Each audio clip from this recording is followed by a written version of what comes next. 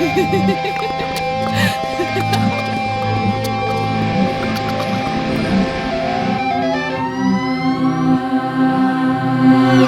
Intercollegiate Psychedelics Network.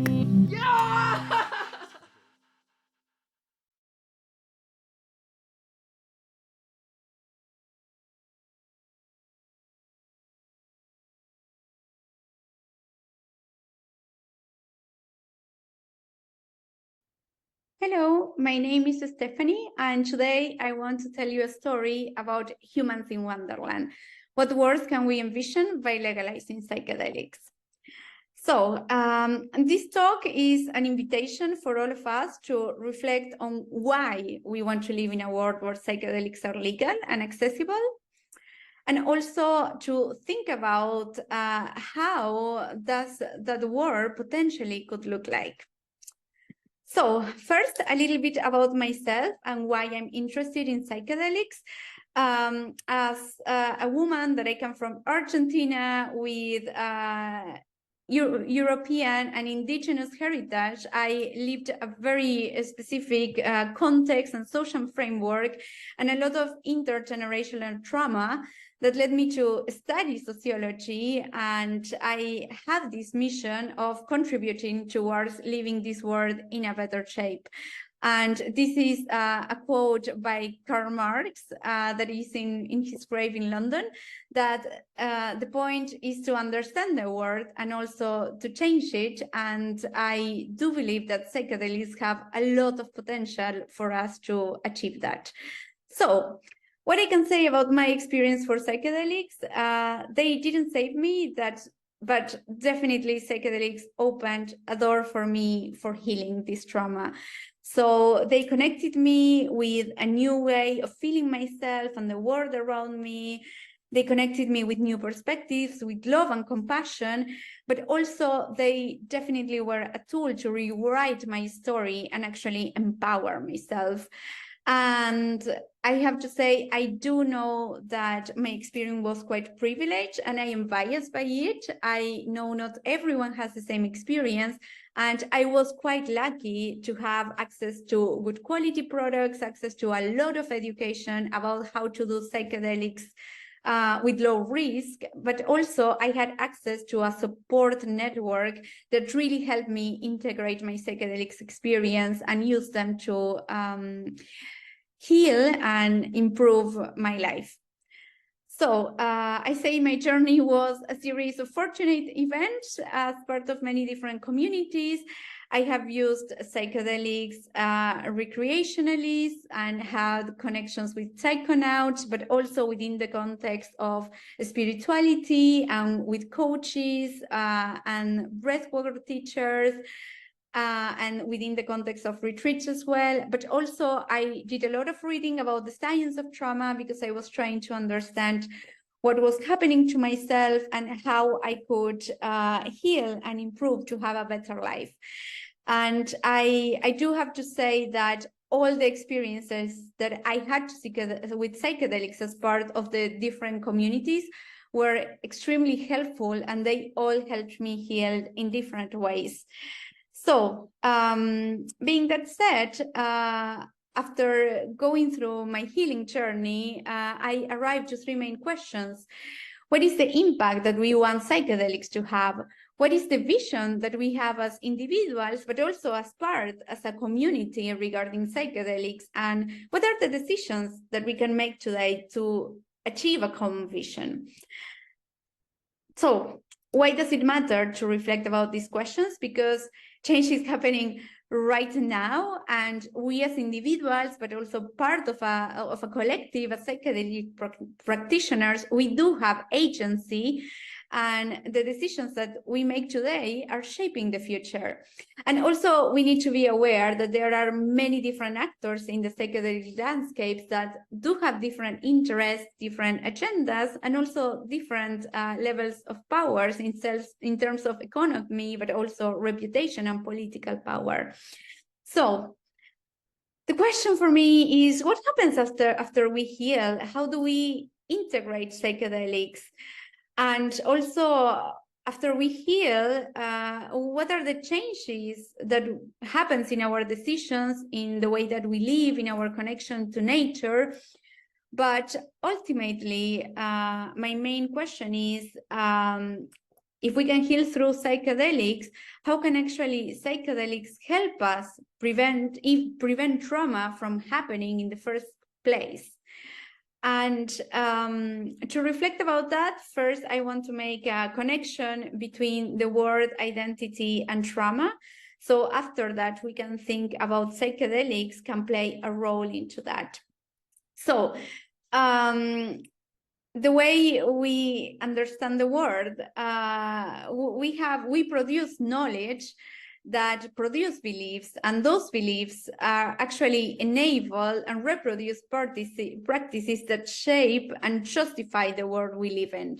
There are powers, there are institutions, and there are knowledge, and all these things produce different narratives, different discourses that get to us and shape our subjectivity, who we are.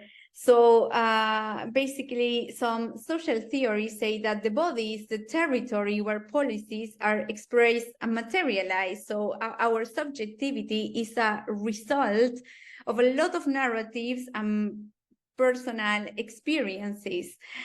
And that then makes me think, okay, what is the modern Occidental paradigm that we are living? What are the discourses that we learn through these different institutions, that can be school, that can be family, university, and work? And this philosophist, Paul Preciado, he states that we have been sustaining ourselves with a racially hierarchical, binary, heterosexual, masculinist, and libidinal economy. And all these discourses that have these nodes have actually led to a big destruction of our ecosystem, to a lot of sexual and racial violence, and also, to many conflicts in the way that we treat other species too. So, why does this matter? Because all these different discourses that are impregnated by those characteristics and producing different identities. And Judith Butler, who has studied gender quite a lot, she arrives to the conclusion that identities are given through privilege, discrimination, and exclusion. The social paradigm and these discourses leave some people in privileged positions and other people, based on their gender, their race, or their practices, in positions of oppression and repression, as well. As we have been having many reclamations over history that the groups that are not in a privileged position, we also deserve human rights. So the interesting thing about this and how it connects with trauma and with psychedelics is that actually excluded groups suffer more from violence, and they also suffer more from mental and health disorders. And there are many studies that identify that women, for example, suffer more from anxiety, from depression, from PTSD, and also that being Black or Hispanic can create more risk for autoimmune diseases. And this is important to take into account, because it leads us to this concept that, okay, if health and illness are an expression of the way we lived, and they arise from a web of circumstances, relationships, events, and experiences, this means that trauma is created collectively, and it's not a coincidence, it's not bad luck, it's actually a systemic expression of our current culture. And trauma is, we are systemically creating more trauma in certain identities and groups.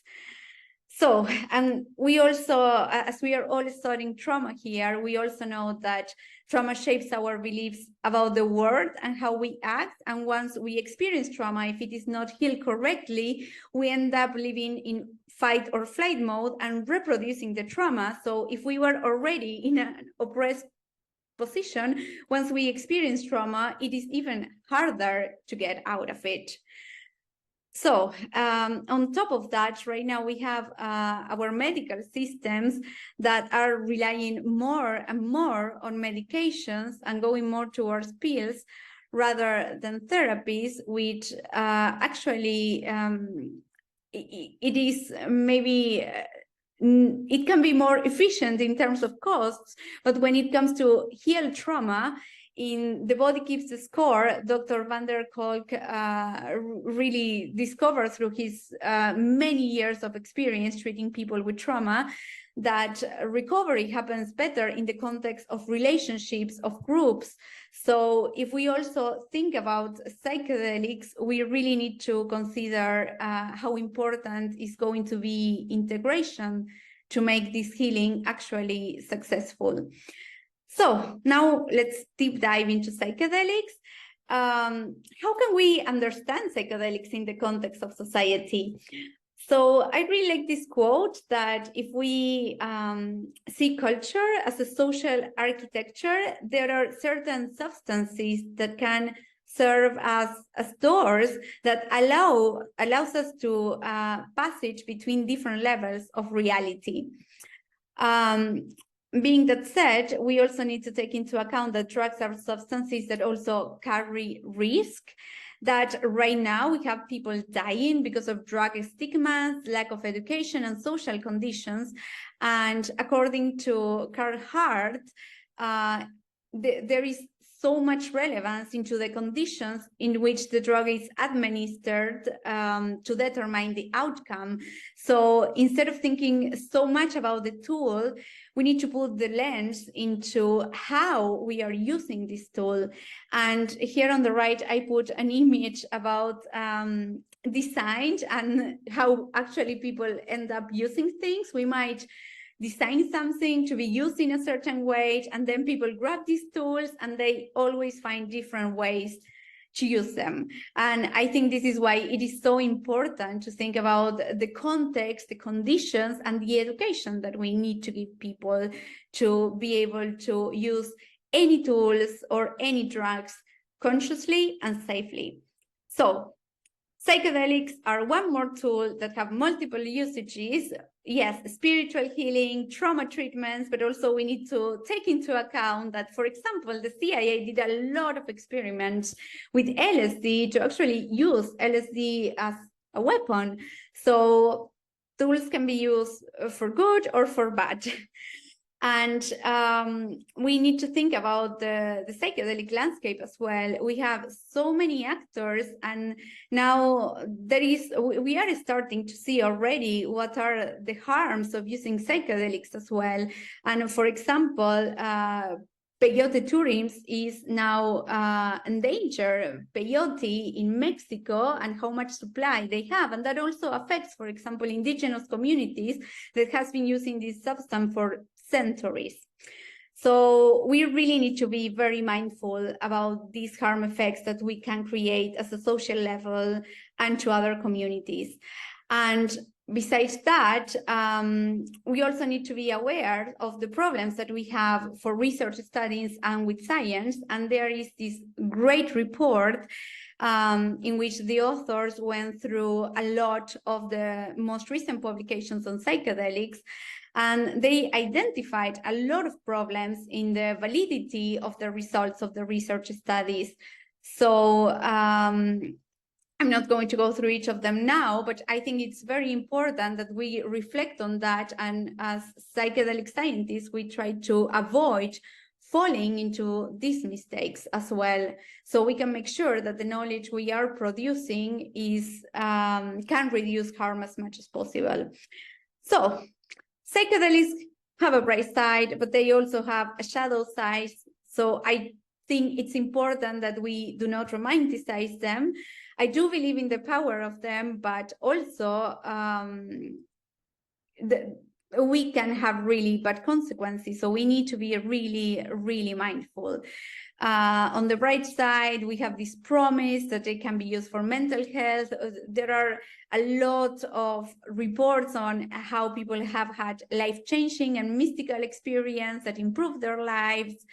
But also, yeah, now there is this hype about psychedelic research. There is a lot of economical interest and companies that want to maybe just make profit out of them. And we also need to think about how we can use psychedelics in a way that they don't reproduce oppression and we do not create harm by cultural appropriation. So my main question from the beginning, can psychedelics help us reorganize societies to decrease systemic trauma? I think there is huge potential for this, because psychedelics induce neuroplasticity, and through that, the brain rewires itself, it modifies its connections. So if psychedelics can help us reorganize our structures at an individual level, I do believe there is potential for them to help us reorganize the structures at a social collective level. But the world that we will land it by using psychedelics really depends on us. It depends on the vision that we have, on what is our ideal world with legal and accessible psychedelics. It depends on the mission that we have, how we are going to achieve that vision. And it also depends on our values. What are our boundaries when using psychedelics? What do we say no to? What do we say yes to? And how we can make sure that those values act as principles and guidelines that really help us achieve that mission, that vision. So I really want to invite all of us, as we are being part of this huge change right now, to think about our vision and be really conscious about it and use this vision as a compass that can help us navigate the decisions that we are making today. So, what best practices can we apply? I think integrity and ethics are super relevant, that we are clear about what we want to achieve, and that once we have clarity about our vision, we can also be very mindful about the actors we collaborate with. Do we share the same values with that organization? What are our boundaries? What do we say no to? And I think it's important that we are also very informed about what is happening in the landscape, and that we raise our voices when we see something that is causing harm, and that we do not ignore it just because we want psychedelics to be legal. I do propose for all of us to do things what is right, even if it's not easy. And another key point, I think, is that we think about inclusivity, diversity, and equity. How can we help to remove the drug stigma? Because it's mostly affecting people that are already oppressed and that experience the most amount of trauma. And how can we give voice and representation to oppressed groups which usually do not have them? So even from including them in our samples, by providing education, but also making them part of the community and integrating them in the discussion. Like we could integrate indigenous communities and their knowledge, for example. And finally, I do believe in the power of community. This field is quite new, and we are all learning, and we are going to make mistakes. So I think if we can be compassionate and learn from each other, we can be much more powerful, as well as being part of a community, not thinking that we need to figure out everything by ourselves, that we should keep talking and sharing our opinions about psychedelics, what we are learning, and making sure we can push this change together. So Thank you very much for listening. I hope this talk helps you reflect about some of these topics, that it gives you maybe more questions than answers, but that we can start answering these questions as part of a psychedelic community. Thank you very much.